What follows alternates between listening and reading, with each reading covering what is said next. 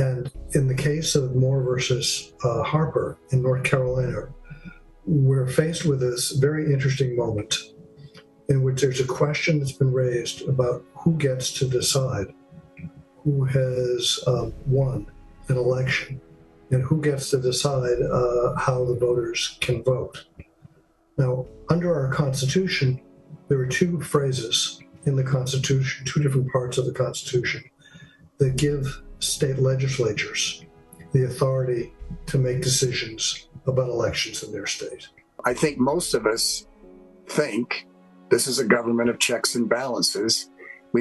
What I would hope people would think is we may not agree with the decisions, but we agree with the process. That's really the whole hope. I know some of our group, Keeping Our Republic, isn't to weigh in on how elections should turn out at all.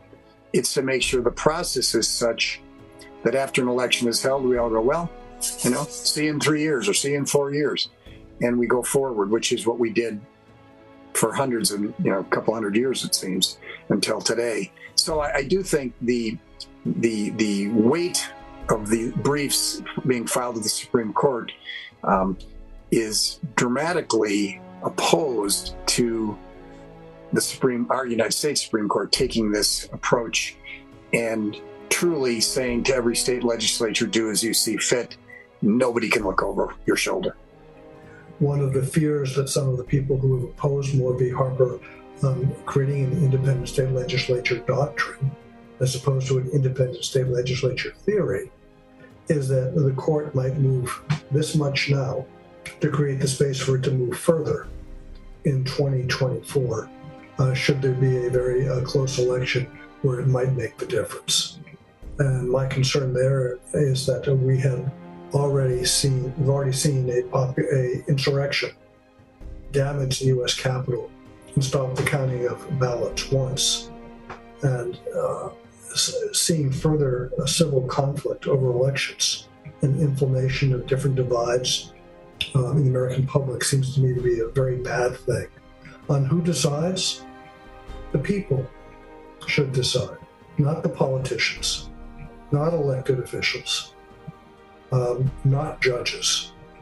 In the end, our system should reflect the popular will of the people who come out to vote on an equal basis.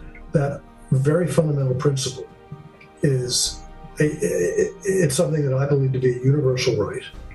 It's certainly a constitutional right in any number of states' constitutions. It's embedded to me in what equal protection due process mean in the context of elections. And that's where we need to go. And I have to hope that the Supreme Court will not eat away at that. The key to our whole system, in my view, is the 1,800 plus local officials who do a really, really good job of counting votes. My last thought is I simply cannot believe that there are many people in the state of Wisconsin who think we should go forward with no review, no checks or balances. No matter how you think the end result should be, we, as a general rule, think there should be that sort of review, and that's what our Constitution is set up to do. So follow the case and keep in mind our process and support your local county officials.